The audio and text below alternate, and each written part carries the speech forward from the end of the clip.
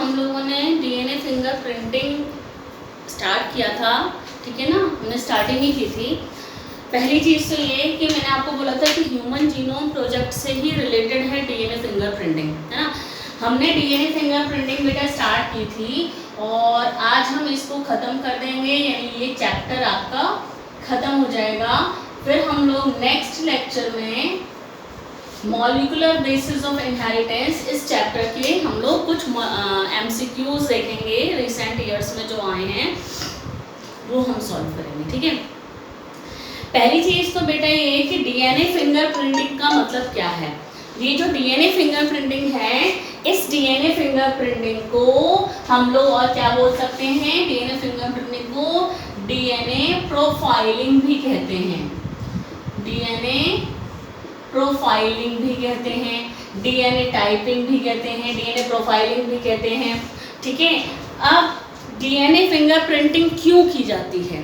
Fingerprinting बेटा पहले के ज़माने में क्या था, आपको मालूम है कि आप लोगों ने टीवी में भी देखा होगा कि जो सीआईडी वगैरह फिंगरप्रिंट्स से पता लगाते हैं कि क्रिमिनल कौन है, किसने, जैसे कभी किसी का मर्डर हो जाता है तो ये पता करना है कि कौन क्रिमिनल है, तो उसके फिंगरप्रिंट्स, जो फिंगरप्रिंट्स होते हैं, उंगलियों के निशान जो होते हैं वो किस चीज़ पर लेकर फिर उसको मैच किया जाता है। तो उंगलियों के निशान जो होते हैं बेटा, फिंगरप्रिंट्स, उंगलियों में जो निशान होते हैं, आप सोचिए अगर किसी ने ये प्लास्टिक सर्जरी यहाँ पर करवा ली ना, तो किसी भी तरीके से प्लास्टिक सर्जरी अगर हो गई है तो फिंगरप्रिंट्स भी चेंज हो सकते हैं। तो फिंगरप्रिंट्स जो होते हैं, उंगलियों के जो निशान होते हैं या पैरों के जो निशान होते हैं, वो किसी तरीके से प्लास्टिक सर्जरी करके या स्किन ग्राफ्टिंग करके वो चेंज हो सकते हैं। लेकिन डीएनए फिंगरप्रिंटिंग को किसी भी तरीके से चेंज नहीं किया जा सकता है। यानी कि अगर ये है, सपोज कि कोई क्रिमिनल है, किसी ने मर्डर किया है ना, कोई क्रिमिनल है, तो वो क्रिमिनल अपने आप को बचाना चाहता है, तो वो उंगलियों के निशान से, उसको लगता है कि उंगलियों के निशान से वो पहचान लिया जाएगा, तो वो क्या कर सकता है कि वो अपने स्किन की, अपने हाथ पर स्किन की, वो हाथ की अपनी प्लास्टिक सर्जरी कुछ करवा सकता है, स्किन ग्राफ्ट करवा सकता है, स्किन दूसरी लगवा सकता है, आजकल ऐसी टेक्नोलॉजी है बेटा। तो उसकी स्किन लगाने से क्या होगा, उंगलियों के निशान बदल जाएंगे तो वो बच जाएगा। लेकिन डीएनए फिंगरप्रिंटिंग एक ऐसी टेक्निक है जिसको कि कभी भी चेंज नहीं किया जा सकता है। डीएनए फिंगरप्रिंटिंग को भी बेटा क्रिमिनल के आइडेंटिफिकेशन में, क्रिमिनल की पहचान करने में, क्रिमिनल की आइडेंटिफिकेशन में यूज़ किया जाता है ना। पैटर्निटी टेस्ट के लिए यूज़ किया जाता है, पैटर्निटी के लिए यूज़ किया जाता है, यानी कि कौन क्रिमिनल है कौन नहीं है। तो डीएनए फिंगरप्रिंटिंग बहुत ही एक स्ट्रॉन्ग एविडेंस हो जाता है। तो पैटर्निटी टेस्ट का मतलब होता है कि अगर मदर फादर की पहचान करनी है ना, कि मदर और फादर की पहचान अगर करनी है कि ये इसकी मदर है, इसके फादर है। जैसे कि कभी ऐसा होता है बेटा, ये जो डीएनए फिंगरप्रिंटिंग होता है ना, बहुत ही इसका इम्पोर्टेंट एक एप्लीकेशन ये भी होता है। जैसे सपोज कि कोई एरोप्लेन क्रैश हुआ है, एरोप्लेन क्रैश हुआ तो, या बॉम्ब ब्लास्ट हुआ है कहीं पर, तो उसमें क्या है, बॉडी के टुकड़े इधर उधर पड़े हुए रहते हैं। तो ये पहचान करने के लिए कि जो मतलब बॉडी के जो पार्ट्स हैं कि ये वाला पार्ट इस बॉडी का है, ये वाला पार्ट इस बॉडी का था, उसकी डीएनए फिंगरप्रिंटिंग करवा ली जाती है। तो डीएनए फिंगरप्रिंटिंग इस चीज़ में भी बहुत ही ज़्यादा उपयोगी हुआ है, साबित हुआ है कि अगर कहीं क्रैश होता है, एरोप्लेन क्रैश होता है या कहीं बॉम्ब ब्लास्ट होता है, तो बॉडी के जो पार्ट होते हैं जो इधर उधर पड़े हुए रहते हैं, उन बॉडी के पार्ट को बॉडी से मैच करने के लिए भी ये बहुत ही उपयोगी सिद्ध हुआ है डीएनए फिंगरप्रिंटिंग। पैटर्निटी टेस्ट भी इसी से होता है। आपने देखा होगा कि टीवी में भी आपने पिक्चरों में देखा होगा कि डीएनए टेस्ट करवाया जाता है ना, ये जानने के लिए कि ये फादर है या ये इसकी मदर है या ये इसका बेटा है। तो ये पैटर्निटी टेस्ट कहलाता है, जो कि डीएनए फिंगरप्रिंटिंग से करवाया जाता है। किससे करवाया जाता है? डीएनए फिंगरप्रिंटिंग से करवाया जाता है बेटा। तो हमने कहा था कि डीएनए फिंगरप्रिंटिंग की खोज करने वाले साइंटिस्ट का नाम क्या था? डीएनए फिंगरप्रिंटिंग की खोज करने वाले साइंटिस्ट का नाम था एलेक जेफरीज। एलेक जेफरीज ने 1984 में, एलेक जेफरीज ने 1984 में डीएनए फिंगरप्रिंटिंग के बारे में बताया, डीएनए फिंगरप्रिंटिंग को बताया। ठीक है, तो डीएनए फिंगरप्रिंटिंग एक ऐसी टेक्निक है, डीएनए फिंगरप्रिंटिंग एक ऐसी टेक्निक है जिसमें कि डीएनए के न्यूक्लियोटाइड के सीक्वेंस का पता लगाया जाता है, डीएनए के न्यूक्लियोटाइड के सीक्वेंस का पता लगाया जाता है। और वो सीक्वेंस वो होते हैं जो हर किसी में अलग अलग होते हैं, और वो सीक्वेंस वो होते हैं जो हर किसी में अलग अलग होते हैं, वो सीक्वेंस सेम नहीं होते हैं। आपको बेटा ये तो पता ही है, ये जो डीएनए फिंगरप्रिंटिंग है, ये डीएनए फिंगरप्रिंटिंग किस चीज पर आधारित है, यानी इस डीएनए फिंगरप्रिंटिंग का आधार क्या है? इस डीएनए फिंगरप्रिंटिंग का आधार है डीएनए पॉलीमॉर्फिज्म।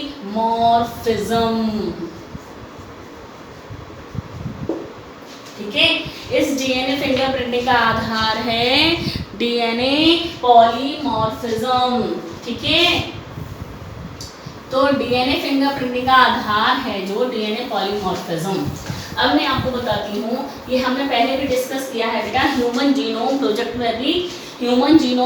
में भी डीएनए पॉलीमॉर्फिज्म शब्द आया था, तब भी मैंने वहाँ पर आपको बताया था। ये जो डीएनए पॉलीमॉर्फिज्म है, इसका मतलब क्या है ये आपको बताती हूँ। यही डीएनए पॉलीमॉर्फिज्म जो है, यही डीएनए पॉलीमॉर्फिज्म को हम लोग रिपीटेटिव डीएनए कहते हैं। रिपीटेटिव डीएनए होते हैं एक्चुअली ये।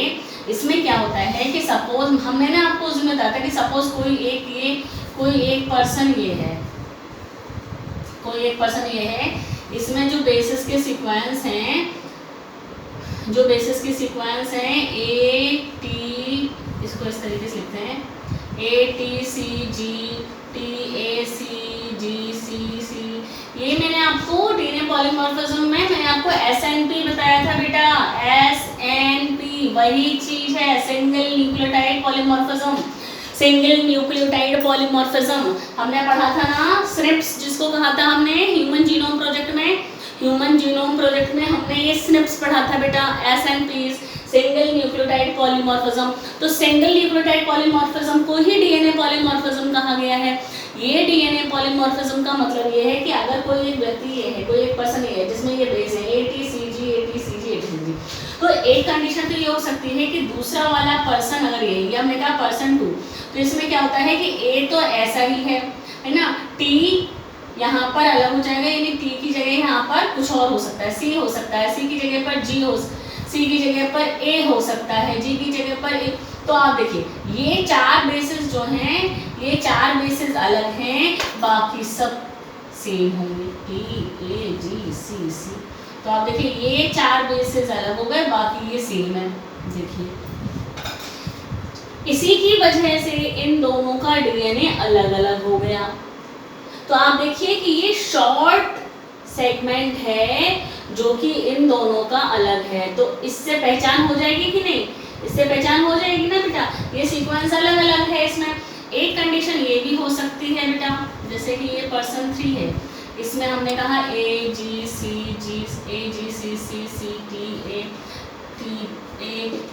है ना, और कोई दूसरा पर्सन है, उसमें A तो ऐसा ही है, G की जगह पर आ गया T, बाकी सब कुछ सेम CCCTA। आप देख रहे हैं, सिर्फ ये वाला जो न्यूक्लियोटाइड है, ये एक ही न्यूक्लियोटाइड, सिंगल न्यूक्लियोटाइड चेंज हुआ है, सिंगल न्यूक्लियोटाइड अलग है। देखिए सिंगल न्यूक्लियोटाइड ही अलग है, ये पर्सन 3 का है, ये पर्सन 3 का न्यूक्लियोटाइड का सीक्वेंस है, ये पर्सन 4 का है जिसमें पूरा सीक्वेंस एक जैसा है, पर ये अलग है। बस इस एक से ही, एक न्यूक्लियोटाइड इस एक बेस से ही पहचान हो जाएगी कि ये इसका डीएनए है, ये इसका डीएनए है। तो ये वाला जो होता है जिसमें कि सिंगल न्यूक्लियोटाइड बेस पर ही चेंज हो रहा है, ये कहलाता है SNP, single nucleotide polymorphism, single nucleotide polymorphism. और इसमें इतना पार्ट जो है ये सेम, ये अलग हुआ है ना, तो ये कहलाएगा short tandem short tandem repeats कहलाते हैं ये। बात समझ आई है? तो डीएनए फिंगरप्रिंटिंग का आधार है डीएनए पॉलीमॉर्फिज्म। डीएनए फिंगरप्रिंटिंग का आधार क्या है बेटा? डीएनए फिंगरप्रिंटिंग का आधार है पॉलीमॉर्फिज्म, डीएनए पॉलीमॉर्फिज्म। ठीक है, तो हम बेटा जानते हैं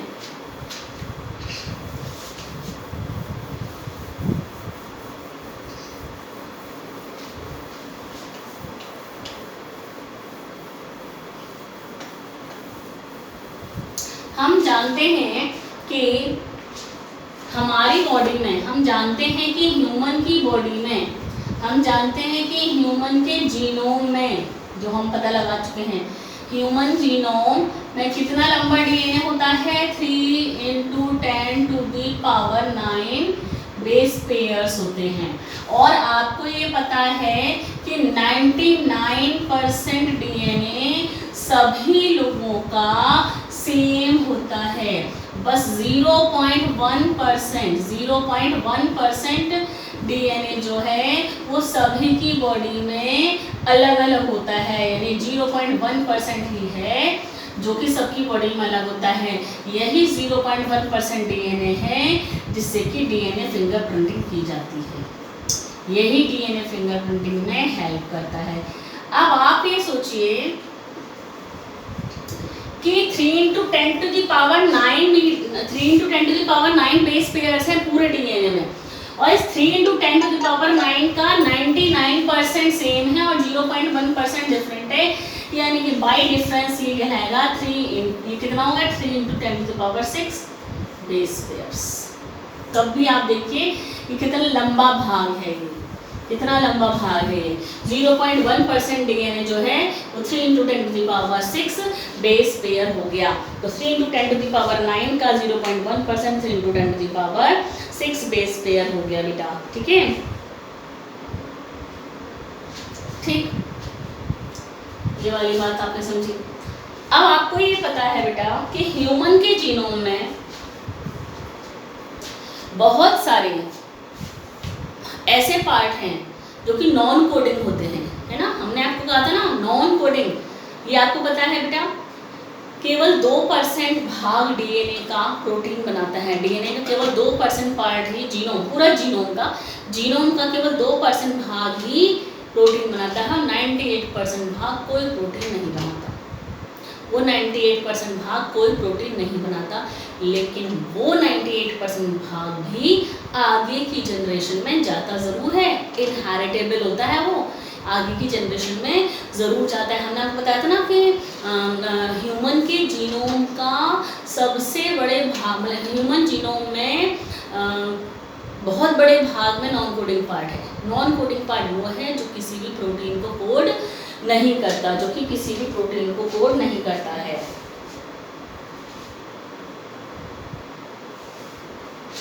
ठीक है,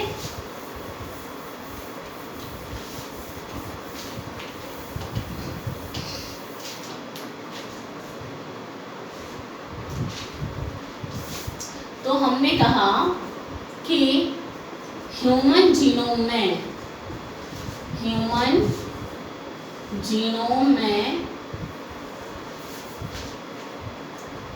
बहुत सारे रिपीटेड न्यूक्लियोटाइड सीक्वेंस होते हैं। रिपीटेड न्यूक्लियोटाइड सीक्वेंस होते हैं। ये जो रिपीटेड न्यूक्लियोटाइड सीक्वेंस होते हैं, बेटा यही रिपीटेड न्यूक्लियोटाइड सीक्वेंस जो हैं, ये रिपीटेड न्यूक्लियोटाइड सीक्वेंस मैंने आपको पहले ही बताया, ये रिपीटेड न्यूक्लियोटाइड सीक्वेंस जिस क्रोमोसोम में होंगे वो सेड क्रोमोसोम कहलाएगा। ठीक है, हमने कहा ह्यूमन के जीनोम में बहुत सारे रिपीटेड न्यूक्लियोटाइड सीक्वेंस होते हैं, और ये रिपीटेड न्यूक्लियोटाइड सीक्वेंस बेटा नॉन कोडिंग पार्ट है, लेकिन ये इनहेरिटेड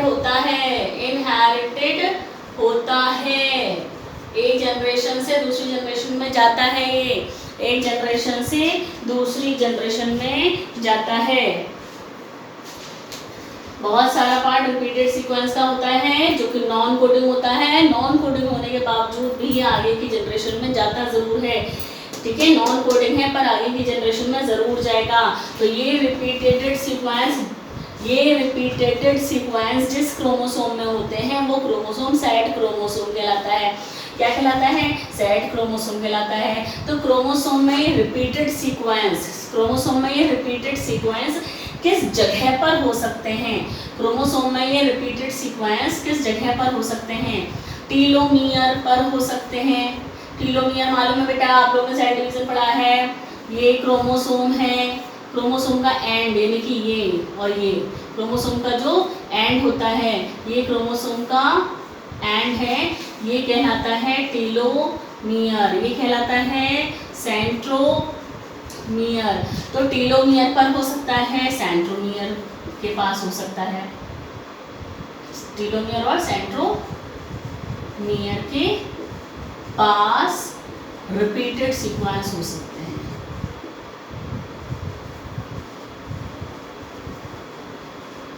ठीक है, टीलोमियर और सेंट्रोमियर के पास रिपीटेड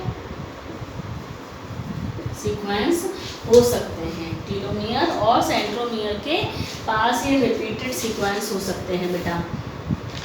अब ये जो रिपीटेड सीक्वेंस होते हैं, जिस डीएनए में ये रिपीटेड सीक्वेंस होते हैं उसको रिपीटेटिव डीएनए कहते हैं। डीएनए में ये रिपीटेड सीक्वेंस होने की वजह से ही उस डीएनए को रिपीटेटिव डीएनए कहते हैं।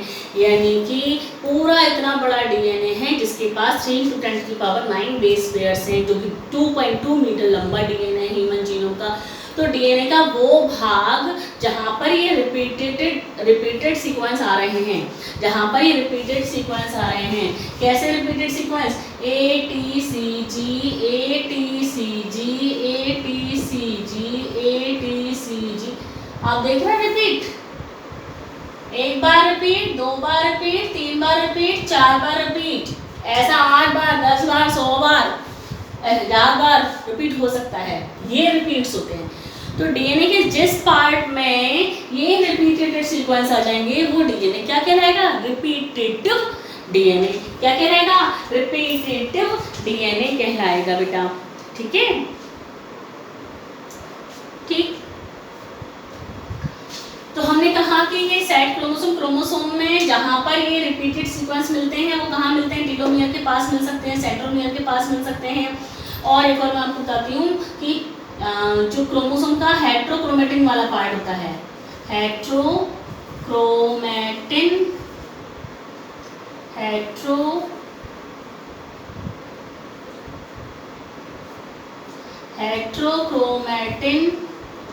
वाले भाग में भी मिल सकते हैं। हेट्रोक्रोमेटिन कौन सा भाग है? हेट्रोक्रोमेटिन वो भाग है जो ट्रांसक्रिप्शन नहीं करेगा। आपको मालूम है क्रोमोसोम्स में, क्रोमेटिन मटेरियल में कुछ पार्ट ऐसा होता है जिसको कि यूक्रोमेटिन कहते हैं, जो कि हल्के कलर का होता है। एक भाग ऐसा होता है जो कि बहुत ही डार्क कलर का होता है, सेल डिवीजन में पढ़ा है आपने, जिसको कि हेट्रोक्रोमेटिन कहते हैं। हेट्रोक्रोमेटिन वाला पार्ट जो होता है, हेट्रोक्रोमेटिन वाले पार्ट में रिपीटेड सीक्वेंस ज़्यादातर नहीं मिलते हैं, मिलते हैं, वहाँ पर रिपीटेड सीक्वेंस मिलते हैं। तो हमने कहा टीलोमियर के पास मिलेंगे, सेंट्रोमियर के पास मिलेंगे और हेट्रोक्रोमेटिन वाले पार्ट में मिलेंगे। तो ये हेट्रोक्रोमेटिन वाला पार्ट बेटा कोई ट्रांसक्रिप्शन नहीं करता है, ये हेट्रोक्रोमेटिन कोई प्रोटीन नहीं बनाता है। आप देखिए हमने ये बताया, ये रिपीटेड सीक्वेंस इसमें है। और हमने कहा रिपीटेड सीक्वेंस जहाँ पर होंगे वो नॉन कोडिंग पार्ट कहलाएगा, यानी कि कोई प्रोटीन को कोड नहीं करेगा, कोई प्रोटीन को कोड नहीं करेगा। ठीक है,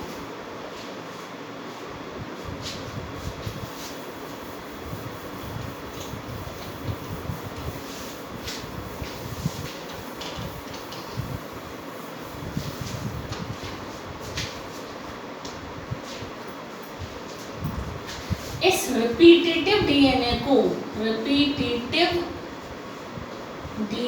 को बेटा 2 भाग में डिवाइड किया गया है। और रिपीटेटिव डीएनए को 2 भाग में डिवाइड करने का आधार क्या है? रिपीटेटिव डीएनए को 2 भाग में डिवाइड करने का आधार क्या है? लेंथ, लंबाई और बेस कंपोजिशन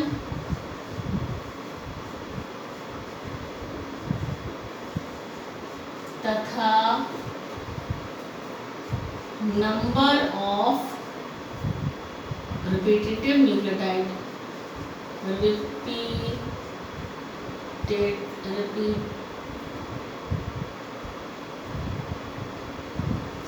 रिपीटेड बेस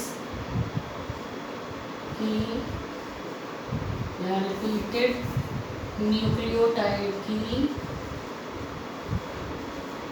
संख्या। रिपीटेटिव डीएनए को, डीएनए की लंबाई, रिपीटेटिव डीएनए की लंबाई, बेस कंपोजिशन और रिपीटेटिव न्यूक्लियोटाइड की संख्या के आधार पर दो भागों में बांटा गया।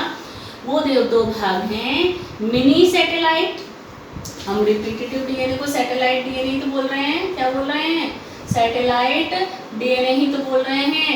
ये सैटेलाइट डीएनए को डीएनए के बहुत बड़े भाग से अलग किया जा सकता है। सैटेलाइट डीएनए को बल्क डीएनए से अलग किया जा सकता है, अलग किया जा सकता है। याद रखना, बल्क डीएनए का बहुत बड़ा भाग, बल्क डीएनए का वो बहुत बड़ा भाग जो कि इससे अलग है, यानी कि वो 99% वाला। ठीक है, मिनी सैटेलाइट में डिवाइड किया गया है इसको, रिपीटेटिव डीएनए को, और माइक्रो सैटेलाइट। मिनी सैटेलाइट और माइक्रो सैटेलाइट में डिवाइड किया गया है। ये जो हम लोग बात कर रहे हैं ये मिनी सैटेलाइट की ही बात कर रहे हैं। अब हमने ये सब कैसे ली, जैसे मैंने आपको अभी बताया ATCG नंबर गिन लेंगे। जैसे मैंने कहा 4 बार आया था ATCG, ठीक है ना, 4 बार आया था ATCG। तो जो बहुत बड़ा पार्ट होता है वो माइक्रो सैटेलाइट कहलाएगा, वो बहुत ही छोटा पार्ट होता है वो मिनी सैटेलाइट कहलाएगा, है ना। तो लंबाई इसकी ज़्यादा होगी, इसकी कम होगी, बेस कंपोजिशन इसमें ज़्यादा होंगे, इसमें कम होंगे, रिपीटेड न्यूक्लियोटाइड की संख्या इसमें कम होगी, इसमें ज़्यादा होगी। ठीक है बेटा, तो हमने इसको 2 पार्ट में डिवाइड कर दिया है। और हमने ये आपको बताया ही है कि ये जो रिपीटेटिव डीएनए होता है, रिपीटेटिव डीएनए पॉलीमॉर्फिज्म को शो करेगा।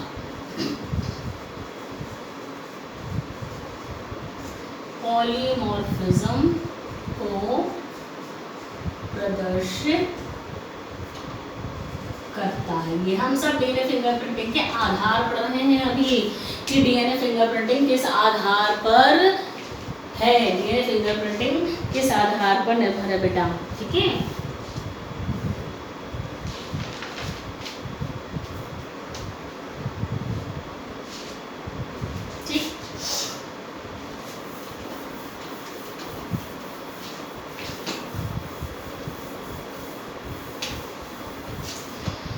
तो हमने बात की कि ये जो मिनी सैटेलाइट है, हमें इनका काम है, हमें तो डीएनए फिंगरप्रिंटिंग के लिए मिनी सैटेलाइट्स का काम है। इन मिनी सैटेलाइट्स को VNTRs भी कहते हैं। क्या कहते हैं? VNTRs। VNTRs का मतलब है variable number of tandem repeats. Variable number of tandem repeats. तो डीएनए जो होता है वो मिनी सैटेलाइट कहलाता है, VNTR, जहां पर कि रिपीट होते हैं ये VNTR। और ये VNTR इनहेरिटेड होते हैं, ये एक जनरेशन से दूसरी जनरेशन में जाते हैं, है ना। इसी वजह से इनको क्या कहते हैं? जेनेटिक मार्कर कहते हैं। जेनेटिक मार्कर्स कहते हैं। जेनेटिक मार्कर्स का मतलब है ये VNTR हमें हमारे पेरेंट्स से मिले हैं। ये VNTR हमें हमारे पेरेंट्स से मिलेंगे। ये VNTR हर किसी की बॉडी में अलग अलग होते हैं। ये VNTR हर किसी की बॉडी में अलग अलग होते हैं बेटा, ठीक है ना, क्योंकि वो रिपीट्स हैं। अब किसी के DNA में कहीं पर रिपीट हो रहे हैं, किसी के में कम हो रहे हैं, जगह चेंज हो जाती है, जगह चेंज हो जाती है कि ये रिपीटेड DNA किस जगह पर आ रहा है किसी की बॉडी में, ठीक है। हमारे पास जो रिपीटेड, एक और चीज़ याद रखना, हमारे पास जो ये VNTR होता है, जैसे हमारी बॉडी के अंदर जो VNTR होते हैं, वो VNTR आधे हमारी मदर के आते हैं, VNTR आधे मदर से आते हैं और आधे फादर से आते हैं, और आधे फादर से मिलते हैं। तो VNTR ही है वो पार्ट, VNTR ही है वो पार्ट जो कि हमें दूसरों से अलग करता है। VNTR ही है वो पार्ट हमारे DNA का जो हमें दूसरों से अलग करता है, ठीक है बेटा। अगर VNTR बेटा अब VNTR जो है सिर्फ हमारे मदर फादर से मिल सकते हैं, क्यों? क्योंकि हमें मदर फादर से ही मिल रहे हैं, इसीलिए हर किसी की बॉडी में VNTR अलग होते हैं। हमारे VNTR सिर्फ और सिर्फ हमारे मदर या हमारे फादर से ही मिलेंगे। आधे हमारे मदर से मिलेंगे और आधे हमारे फादर से मिलेंगे, बाकी किसी से नहीं मिलेंगे। तो ये VNTR हर किसी की बॉडी में अलग अलग होते हैं, इसीलिए इनको जेनेटिक मार्कर कहा जाता है। क्या कहा जाता है? Genetic markers. ये जेनेटिक मार्कर्स हैं, इसी से पता लगता है कि कौन किसका बेटा है, कौन किसका किसकी माँ है। तो ये सब इस चीज़ से पता लग जाता है बेटा, जिसको हम लोग DNA फिंगरप्रिंटिंग बोलते हैं। पर्सनल आइडेंटिटी है ये, क्या है? इसको कहते हैं पर्सनल आइडेंटिटी। क्या कहते हैं? Personal identity. ये हमारी पर्सनल आइडेंटिटी है, ये हमारी पर्सनल आइडेंटिटी है, पर्सनल पहचान है ये हमारी VNTR, ठीक है। तो हमने कहा DNA फिंगरप्रिंटिंग में जो हमने कहा था कि 0.1% भाग हमारे DNA का अलग होता है, वही 0.1% भाग में VNTR होते हैं, वही 0.1% भाग में VNTR होते हैं। VNTR क्या है? Variable number of tandem repeats. Variable number of tandem repeats का मतलब है टैंडम में, रैंडमली नहीं कि कहीं भी रिपीट हो रहे हैं। टैंडम, टैंडम का मतलब है एक सीक्वेंस में ATCG या CG ATCG ACG ACG, लगातार वो रिपीट हो रहे हैं। हर किसी की बॉडी में वो रिपीट्स अलग अलग होते हैं, अलग अलग जगह पर होते हैं। मैंने आपको बताया कि ये रिपीट्स कहाँ कहाँ हो सकते हैं। टेलोमियर पर हो सकते हैं ये रिपीट, सेंट्रोमियर के पास हो सकते हैं, और हमारे क्रोमोसोम का जो हेट्रोक्रोमेटिन वाला पार्ट है, हमारे क्रोमेटिन मटेरियल का, हमारे न्यूक्लियस में जो हेट्रोक्रोमेटिन वाला पार्ट है DNA का, वहाँ पर ये टैंडम रिपीट्स हो सकते हैं बेटा, ठीक है। इसको हम लोग पर्सनल आइडेंटिटी इसीलिए बोलते हैं क्योंकि हर किसी की बॉडी में ये VNTR अलग अलग होंगे, हर किसी की बॉडी में ये VNTR अलग अलग होंगे। अब हम लोग समझने जा रहे हैं कि DNA फिंगरप्रिंटिंग का प्रोसेस क्या है। आधार हमने पढ़ लिया, VNTR और DNA पॉलीमॉर्फिज्म, ठीक है। अब हम पढ़ेंगे कि ये DNA फिंगरप्रिंटिंग किस तरीके से की जाती है, प्रोसेस। ये DNA फिंगरप्रिंटिंग किस तरीके से की जाती है। प्रोसेस यानी technique, process of DNA finger printing. DNA fingerprinting के लिए जो सैंपल होता है, वो सैंपल क्या हो सकता है? वो सैंपल हो सकता है बेटा, वो सैंपल WBC यानी वाइट ब्लड सेल्स हो सकती हैं, वो सैंपल हेयर फॉलिकल्स हो सकते हैं, हेयर फॉलिकल्स, जिसमें कि हेयर फॉलिकल ऐसा नहीं कि बाल वैसे टूट गया, बाल के अंदर जड़ होगी, जड़ से जो बाल टूटता है वो हेयर फॉलिकल। जड़ से जो बाल टूटता है बेटा, कभी कभी ऐसा होता है कि आप किसी का मर्डर हुआ है, बाल खींचे हुए हैं इस तरीके से, तो बाल वहाँ टूट गिर रहे हैं, तो आपने देखा है कि इन्वेस्टिगेशन किया जाता है, तो एक एक चीज़ को देखा जाता है, संभाल के रखा जाता है सबूत के तौर पर। तो वह हेयर फॉलिकल्स हो सकते हैं और स्पर्म्स भी हो सकते हैं, स्पर्म्स भी हो सकते हैं बेटा। क्या हो सकते हैं? हेयर फॉलिकल हो सकते हैं और स्पर्म्स भी हो सकते हैं बेटा, ठीक ठीक है। तो अब प्रोसेस क्या है? अब प्रोसेस ये है, ये सैंपल हो सकते हैं। प्रोसेस ये है, सबसे पहला स्टेप डीएनए को बाहर निकालना है, एक्सट्रैक्ट करना है। डीएनए को एक्सट्रैक्ट करते हैं। डीएनए को एक्सट्रैक्ट करने का मतलब क्या है? न्यूक्लियस के अंदर से डीएनए को निकालना है। ये हमने उस दिन पढ़ा था कि न्यूक्लियस के अंदर से डीएनए को निकालने का मतलब है आपको एंजाइम्स यूज करने पड़ेंगे डीएनए को बाहर निकालने के लिए। क्योंकि हमने कहा था बेटा, पहले भी कहा था कि जेनेटिक इंजीनियरिंग, क्योंकि पहले ही जेनेटिक इंजीनियरिंग आ चुकी थी। जेनेटिक इंजीनियरिंग के बारे में लोगों ने पता लगा लिया था। तो उसमें ये पता लगा लिया था कि हम सेल में से डीएनए को कैसे बाहर निकालेंगे। तो आपको मालूम है सेल मेम्ब्रेन होती है, मेम्ब्रेन को हटाना पड़ेगा। न्यूक्लियस में भी मेम्ब्रेन होती है, उसको भी हटाना पड़ेगा, तब जाकर वो डीएनए को बाहर निकालेंगे। और किस तरीके से हटाना पड़ेगा आपको मालूम है? मेम्ब्रेन किस चीज़ की बनी होती है? प्रोटीन और लिपिड की बनी होती है। तो लिपिड के लाइपेज एंजाइम, प्रोटीन के लिए प्रोटीएज एंजाइम को यूज़ करेंगे, तब जाकर वो मेम्ब्रेन को वहाँ से हटाया जाएगा और डीएनए को बाहर निकाला जाएगा। ठीक है, पहला स्टेप डीएनए को एक्सट्रैक्ट करते हैं। दूसरा स्टेप है, डीएनए बाहर आ गया, डीएनए को फ्रेगमेंट्स में कट करते हैं। तो हमने कहा दूसरा स्टेप है डीएनए कट इनटू फ्रेगमेंट्स, टुकड़ों में काट लेते हैं। काटने के लिए कौन सा एंजाइम? काटने के लिए कौन सा एंजाइम मालूम है आपको? डीएनए को काटने के लिए रेस्ट्रिक्शन एंडोन्यूक्लियस।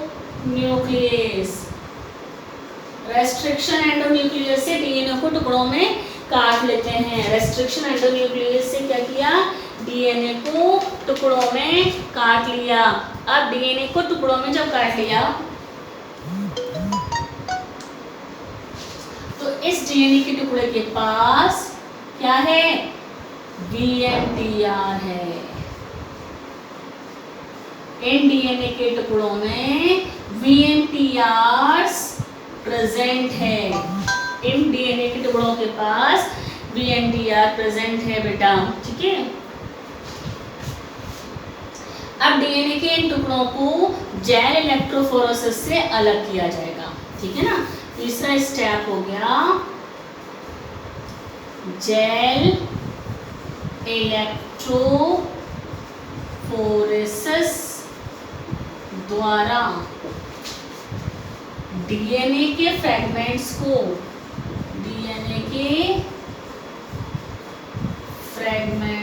को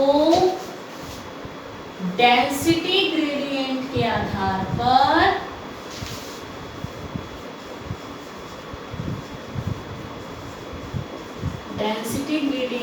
आधार पर सेपरेट करना।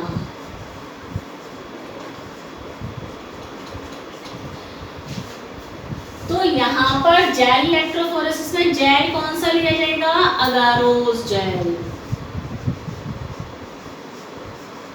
अगारोस जेल, ठीक है। जब जेल इलेक्ट्रोफोरेसिस की जाती है बेटा, ये मैंने आपको पहले भी बताया था, कौन सा मेथड? सैंगर मेथड बताया था बेटा, हमने अभी कल बात कर रहे थे हम लोग। इसमें क्या करते हैं, ये जेल, इसके अंदर अगारोस जेल है, इसके अंदर क्या है? कंटेनर के अंदर एक ट्रे टाइप की है जेल, इसके अंदर क्या है? अगारोस जेल है। क्या ये?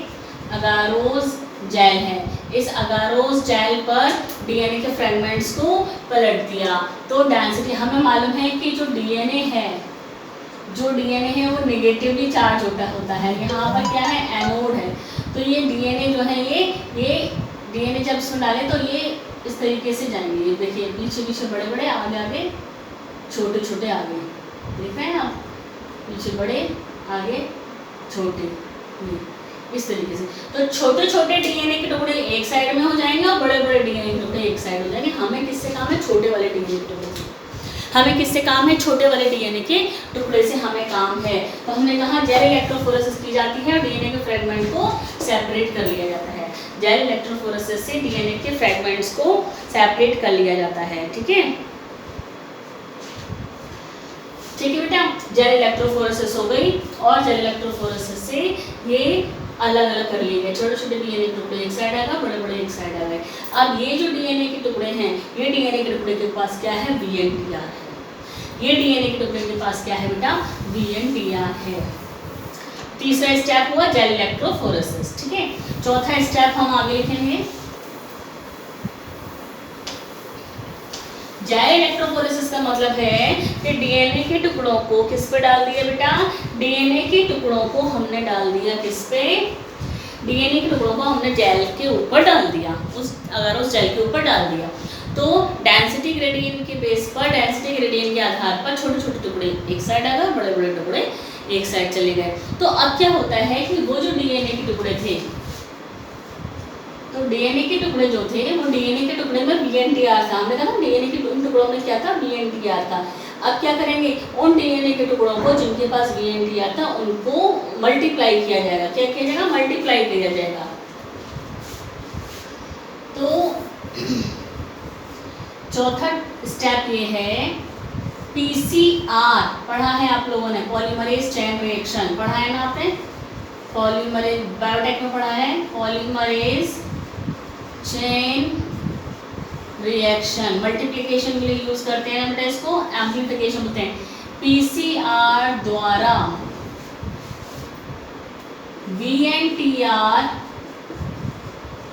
VNTRs वाले डीएनए फ्रेगमेंट्स को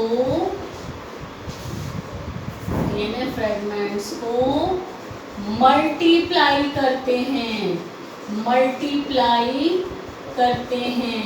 मल्टीप्लाई करने का मतलब है ज़्यादा संख्या में उसको बना लेते हैं। क्या करते हैं, ज़्यादा संख्या में। VNT हमारे पास डीएनए के टुकड़े हैं जिनको कि हमने PCR द्वारा बहुत सारे टुकड़े उसके बना लिए, बहुत सारे टुकड़े उसके हमने बना लिए। क्यों, क्योंकि टेस्ट करने के लिए हमें बहुत सारे सेगमेंट चाहिए बेटा, ठीक है।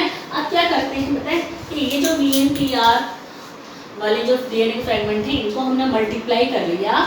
इनको मल्टीप्लाई करने के बाद में इनके ऊपर ना एक केमिकल डालते हैं। इनके ऊपर क्या डालते हैं बेटा, इस बात को ध्यान रखना, इनके ऊपर एक केमिकल को डालते हैं और वो केमिकल क्या करता है, वो केमिकल इन सारे के सारे VNTR जो डीएनए थे डबल स्ट्रैंडेड को सिंगल स्ट्रैंडेड में तोड़ देगा। यानी कि अब सारे के सारे VNTR जो कि अभी तक डबल स्ट्रैंडेड थे अब हो गए सिंगल स्ट्रैंडेड डीएनए।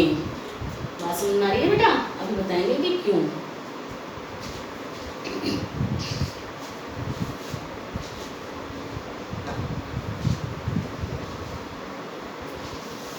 तो हमने कहा इनको हमने क्या करा, VNTR को मल्टीप्लाई कर दिया। मल्टीप्लाई करने के बाद में इन डीएनए फ्रेगमेंट्स को, यानी कि इन डीएनए फ्रेगमेंट्स को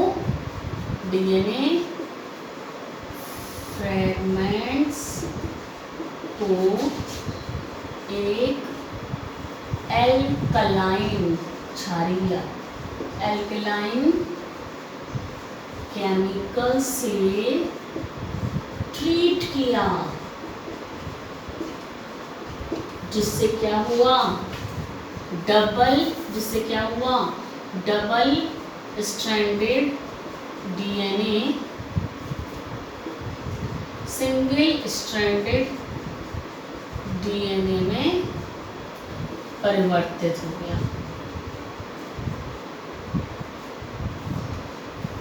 ठीक है बेटा, तो हमने क्या किया, एल्कलाइन केमिकल से इसको करा तो ये सिंगल स्ट्रैंडेड डीएनए अब बन चुका है। क्या बन चुका है, अब सिंगल स्ट्रैंडेड डीएनए बन चुका है। अब हमने क्या किया कि इस सिंगल स्ट्रैंडेड डीएनए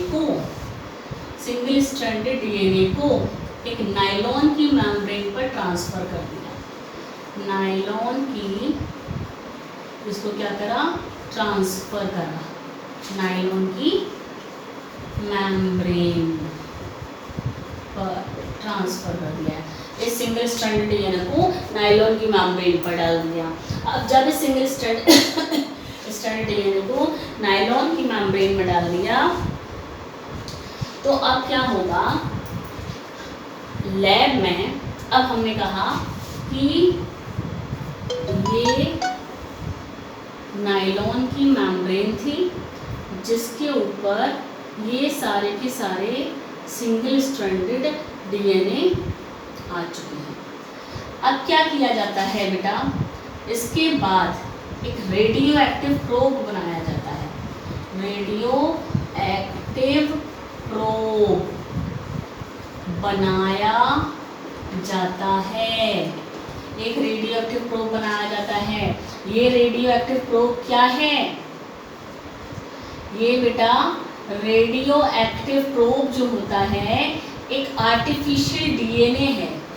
ये जो रेडियो एक्टिव प्रोब है ये लैब में रेडियो एक्टिव प्रोब यानी कि डीएनए का एक सिंगल स्ट्रैंड बनाया जाता है।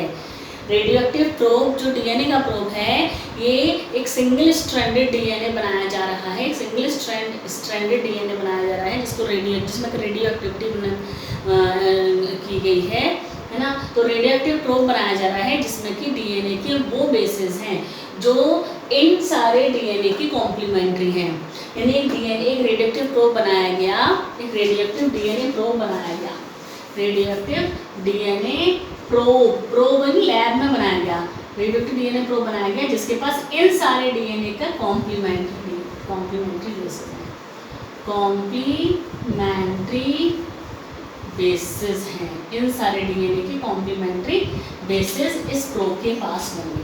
ठीक है बेटा, तो प्रोब को बना लिया गया, हमने इस तरीके की सिंगल स्ट्रैंडेड प्रोब बना लिए जिनके पास रेडियो एक्टिविटी थी। अब क्या किया गया, रेडियो एक्टिविटी प्रोब बनाया गया और इन प्रोब्स को डाल दिया गया किस पर, प्रोब्स को नायलॉन की मेम्ब्रेन पर डाला गया, नायलॉन की मेम्ब्रेन पर डाला गया। जब इस प्रोब को नायलॉन की मेम्ब्रेन पर डाला गया तो आप कुछ सोचिए कि ये प्रोब जिसके पास की डीएनए की ये है तो इस पर डाल दिया गया, तो इसके ये जो प्रोब थे इन प्रोब ने अपने अपने कॉम्प्लीमेंट्री के साथ, देखिए मैं ऐसे बना दूंगी, अपने अपने कॉम्प्लीमेंट्री के साथ, जिसके साथ भी कॉम्प्लीमेंट्री होता है, ऐसा नहीं था कि जितने भी डीएनए इसके अंदर थे उन सभी के साथ में ये प्रोब बना देगा। क्यों, क्योंकि हमें तो नहीं पता है कि इन सारे डीएनए में, क्योंकि हमें ये नहीं पता है ना कि नायलॉन के मेम्ब्रेन पर जो हमने डीएनए के टुकड़े डाले हैं, डीएनए के फ्रेगमेंट डाले थे, उनके पास कौन से बेसिस थे ये हमें तो पता नहीं है। हमने कुछ डीएनए प्रोब बना लिए जिसके पास कई सारे अंदाजन ऐसे हमने कि इसके पास ये वाला प्रोब, इस प्रोब के पास में ये वाले बेसिस रख देते हैं, इस प्रोब के पास ये, कोई तो किसी डीएनए से मैच करेगा, कोई तो किसी डीएनए से मैच करेगा और उन सारे प्रोब्स को हमने लेकर नायलॉन की मेम्ब्रेन पर डाल दिया। तो ये प्रोब में जिसके पास कॉम्प्लीमेंट्री बेसिस थी, जो इसको इसका साथी मिल जाएगा, कॉम्प्लीमेंट्री मिल जाएगा, उसके साथ ये जाके अपनी पेयरिंग कर लेगा और डबल स्ट्रैंडेड यू बना लेगा। फिर इसको नायलॉन की शीट को ना, नायलॉन की मेम्ब्रेन को वॉश कर देते हैं। वॉश इसीलिए कर देते हैं कि जो एक्स्ट्रा के प्रोब होंगे जिनको उनका कॉम्प्लीमेंट्री यहाँ मिला ही नहीं होगा, वो एक्स्ट्रा के प्रोब सारे के सारे वहाँ से हट जाएंगे। तो हमने कहा कि ये जो कॉम्प्लीमेंट्री बेस वाले प्रोब थे इनको नायलॉन की मेम्ब्रेन पर डाला गया, नायलॉन की मेम्ब्रेन पर डाला तो इन्होंने अपने अपने ये कॉम्प्लीमेंट्री ढूंढ ली, अपना अपना साथी ढूंढ लिया, अपना अपना साथी। किसी को साथी नहीं मिला तो वो अलग बेचारे, देखिए इनको साथी नहीं मिले, ये प्रोब हैं, क्या है ये प्रोब है, इनको इनका कॉम्प्लीमेंट्री नहीं मिला क्योंकि बेचारे अलग थलग पड़े हुए हैं। इनको जिनको मिल गया उनको अपना कॉम्प्लीमेंट्री मिल गया। तो बाकी इसके बाद में क्या किया गया, इसको क्या करा गया, प्रोब्स को नायलॉन की मेम्ब्रेन पर डाला गया तो उन्होंने ये क्या कर लिया, अपना अपना साथी ढूंढ लिया। इस नायलॉन की मेम्ब्रेन पर उन्होंने अपना साथी ढूंढ लिया का मतलब ये है कि उन्होंने अपने अपने कॉम्प्लीमेंट्री डीएनए को देख लिया और उनके साथ में पेयरिंग कर ली, उनके साथ में जाके जुड़ गए। इसको कहते हैं हाइब्रिडाइजेशन। क्या कहते हैं, इसको कहते हैं हाइब्रिडाइजेशन। इन्होंने क्या कर लिया, हाइब्रिडाइजेशन कर लिया, यानी प्रोब को जब डाला गया तो हाइब्रिडाइजेशन हो गया। क्या हो गया, हाइब्रिडाइजेशन हो गया। हाइब्रिडाइजेशन हो गया फिर क्या किया, हमने कहा था कि इस नायलॉन की मेम्ब्रेन को वॉश कर दिया, वॉश नायलॉन मेम्ब्रेन, नायलॉन की मेम्ब्रेन को वॉश कर दिया। क्यों वॉश कर दिया, मैंने आपको बताया जितना भी ये एक्स्ट्रा के प्रोब नजर आ रहे हैं वॉश कर देंगे तो ये सब यहाँ से हट जाएंगे और सिर्फ इस शीट पर क्या रह गए, अब इस शीट पर सिर्फ वो रह गए जिन्होंने की टेयरिंग की थी। सिर्फ वो रह गए जिन्होंने, ये देखिए, सिर्फ वो रह गए जिन्होंने टेयरिंग की थी, बाकी सब यहाँ से हट गए। तो हमारे पास अब क्या आ चुकी है, हमारे पास अब ये वो शीट आ चुकी है, नायलॉन की मेम्ब्रेन वो आ चुकी है जिसके पास सिर्फ हाइब्रिडाइजेशन वाले ही क्या थे, जिसके पास सिर्फ हाइब्रिडाइजेशन वाले ही डीएनए थे। ठीक है, इस हाइब्रिडाइजेशन, जो हाइब्रिडाइजेशन किया प्रोग्राम बेटा, इसको सदर्न ब्लॉटिंग कहते हैं। क्या कहते हैं, इसको कहते हैं सदर्न ब्लॉटिंग। क्या कहते हैं, इसको कहते हैं सदर्न ब्लॉटिंग। याद रखना बेटा, हाइब्रिडाइजेशन को क्या कहते हैं, सदर्न ब्लॉटिंग। सदर्न ब्लॉटिंग इसलिए कि एक साइंटिस्ट का नाम था बेटा, E.M. सदर्न, उन्होंने बताया था ये हाइब्रिडाइजेशन की टेक्निक को, इसीलिए इसको सदर्न ब्लॉटिंग कहने लगे, क्योंकि हाइब्रिडाइजेशन की टेक्निक को सदर्न नाम के एक साइंटिस्ट ने बताया था, इसीलिए इसको सदर्न ब्लॉटिंग कहते हैं बेटा। क्या कहते हैं, सदर्न ब्लॉटिंग। तो हमने कहा, हमने नायलॉन की मेम्ब्रेन को वॉश कर लिया, है ना, हमने नायलॉन की मेम्ब्रेन को जब वॉश कर लिया, तो अब वो जो नायलॉन की मेम्ब्रेन है, अब इस नायलॉन की मेम्ब्रेन के ऊपर हमने लगा दी एक एक्सरे फिल्म। ये क्या लगा दी, एक्सरे फिल्म। तो नायलॉन, ये बेटा मैं यहाँ से हटा दूँ ये वाली लाइन को थोड़ा सा, ठीक है, जिससे कि यही आ जाएगा ना। नायलॉन की मेम्ब्रेन को वॉश किया और क्या लगा दिया इस पर, x ray film on nylon membrane. Nylon की मेम्ब्रेन पर हमने एक एक्सरे फिल्म लगा दी।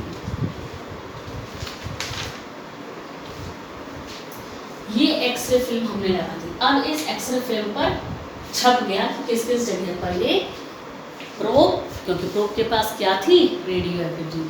प्रोब के पास क्या थी बेटा, रेडियो एक्टिविटी। तो वो प्रोब ने रेडियो एक्टिविटी की वजह से क्या था, निशान छपा दिए उस पर, एक्सरे फिल्म पर। और फिर जब एक्सरे फिल्म को डेवलप करा, develop x ray film, x ray film को डेवलप करा, तो हमें कई जगह पर डार्क बैंड्स मिले, डार्क बैंड्स, डार्क बैंड्स मिले इस तरीके की, डार्क बैंड्स। यही डार्क बैंड क्या है, फिंगर, यही डार्क बैंड है डीएनए फिंगरप्रिंट्स। यही डार्क बैंड्स हैं डीएनए फिंगरप्रिंट्स। तो इस तरीके से डीएनए फिंगरप्रिंटिंग कंप्लीट हुई और डीएनए फिंगरप्रिंटिंग में जो डार्क बैंड मिल गए, तो इस तरीके से डार्क बैंड्स मिल गए। तो ये देखिए इस तरीके से यही चीज़ एक्सरे फिल्म पर आ जाएगी। तो जब उसको डेवलप करेंगे तो हम लोग ये देखते हैं तो डार्क निशान दिखाई देंगे। तो किसी एक इंसान का ऐसा डीएनए फिंगरप्रिंट निकला इस तरीके से, और हम अगर दूसरे किसी इंसान का डीएनए फिंगरप्रिंट देखने के लिए लेंगे, इसी तरीके से करेंगे डीएनए फिंगरप्रिंट, तो उसके में ये जगह चेंज हो जाएंगी। यानी जो आपको यहाँ पर दिख रहा है वो उसके में यहाँ नहीं होगा, जो आपको यहाँ दिख रहा है वो उसके में यहाँ नहीं होगा, उसकी पोजीशन, उसकी जगह बिल्कुल चेंज हो जाएंगी। वो डार्क बैंड उस जगह पर नहीं दिखेंगे। आप लोग एनसीईआरटी की बुक में देखिएगा, डायग्राम दिया हुआ है डीएनए फिंगरप्रिंटिंग में। एक क्रिमिनल वाला केस दिया हुआ है और एक सन और उसका दिया हुआ है, क्रोमोसोम नंबर 1, क्रोमोसोम नंबर 7, इस तरीके के 2 डायग्राम दिए हुए हैं। ठीक है, तो ये डीएनए फिंगरप्रिंटिंग का पूरा एक प्रोसेस है। ये डीएनए फिंगरप्रिंटिंग का पूरा एक प्रोसेस है। ठीक है, ध्यान रखना है प्रोसेस में। सबसे पहले डीएनए को बाहर निकाला, डीएनए को बाहर निकालने के बाद में डीएनए के टुकड़े करे। डीएनए के टुकड़े कर लिए कैसे, रेस्ट्रिक्शन एंडोन्यूक्लियस से। जब डीएनए के टुकड़े हो गए तो उन डीएनए के टुकड़ों को किस पर डाल दिया, अगारोस जेल पर डाल दिया। छोटे छोटे बड़े टुकड़े अलग हो गए, उनके पास बीएनटीआर भी थे। जेल इलेक्ट्रोफोरेसिस करने के बाद में हमने क्या करा, नाइट्रोसेलुलोज की शीट पर उसको ट्रांसफर कर दिया। नाइट्रोसेलुलोज की शीट पर हमने, नायलॉन की शीट पर हमने नायलॉन की मेम्ब्रेन पर उनको ट्रांसफ़र कर दिया। नायलॉन की मेम्ब्रेन पर ट्रांसफ़र करा तो नायलॉन की मेम्ब्रेन ट्रांसफ़र करने के बाद में हमने प्रोब, रेडियोएक्टिव प्रोब जो बनाए थे लैब में, वो रेडियोएक्टिव प्रोब को डाल दिया किस पर, नायलॉन की मेम्ब्रेन पर। वो प्रोब के पास कॉम्प्लीमेंट्री बेस थे, उन्होंने अपने अपने डीएनए के साथ जाकर हाइब्रिडाइजेशन कर लिया। हाइब्रिडाइजेशन को क्या बोला हमने, सदर्न ब्लॉटिंग बोला। अब जब ये सदर्न ब्लॉटिंग हाइब्रिडाइजेशन हो गया तो अब उसके बाद में एक्स्ट्रा प्रोब को हटाने के लिए नायलॉन की मेम्ब्रेन को वॉश कर दिया, यानी कि धो दिया पानी से, नायलॉन सारे के सारे वो हट गए, ठीक है। तो उसके बाद में अब हमने उसके बाद नायलॉन की मेम्ब्रेन पर क्या रख दी, एक्सरे फिल्म रख दी। एक्सरे फिल्म पर सारे वो छप गए, सारे के सारे जो डीएनए प्रोब थे जो कि रेडियो एक्टिव थे, क्योंकि वो रेडियो एक्टिव थे, वो सब के सब किस पर छप गए, वो सब के सब छप गए किस पर, एक्सरे फिल्म पर सब छप गए ऊपर, क्योंकि उनके पास रेडियो एक्टिविटी थी, वो सब उस पर छप गए। फिर हमने उस एक्सरे फिल्म को जब डेवलप कराया तो देखा कि उसमें कुछ डार्क बैंड्स दिखाई दे रहे हैं। वही डार्क बैंड्स क्या हैं, डीएनए फिंगर प्रिंट्स हैं, ठीक है। तो ये डीएनए फिंगर प्रिंटिंग बेटा खत्म हो चुकी है, चैप्टर आपका खत्म हो चुका है, जेनेटिक्स आपकी खत्म हो चुकी है। अब हम लोग ये मॉलिक्यूलर बेसिस ऑफ इनहेरिटेंस के क्वेश्चंस लगाएंगे नेक्स्ट लेक्चर में, और फिर हम लोग नेक्स्ट चैप्टर क्रॉप वाला जो चैप्टर है आपका प्रोडक्शन वाला, क्रॉप प्रोडक्शन वाला, वो चैप्टर हम लोग स्टार्ट करेंगे, ठीक है। एक बार इसको देख लीजिएगा, अच्छे से समझ लीजिएगा, एनसीईआरटी को पढ़ लीजिएगा।